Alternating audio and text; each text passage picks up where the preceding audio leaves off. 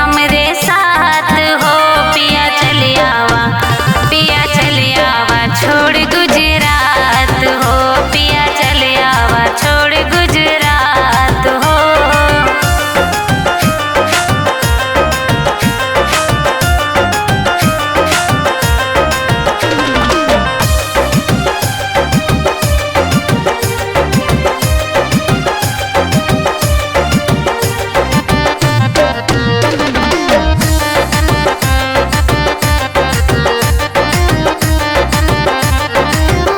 यदि अइबे हम छोड़ के शहर के, कैसे चली रानी खर्चा हो घर के।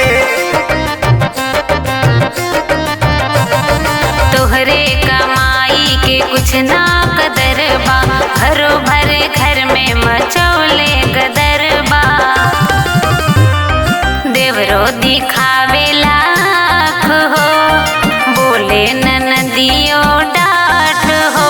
पिया चले आवा, पिया चले आवा छोड़ गुजरात हो।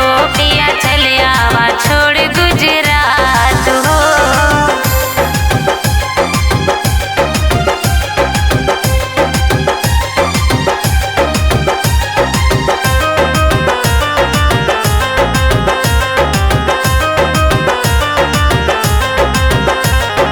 दुई बात गम कई के घरवा सम्हारा, प्रियंका नाही जवाब दिहल करा। राजू मनोज खाली हमें समझेबा, घर वालन के कबहू कुछ ना सिखैबा। कितना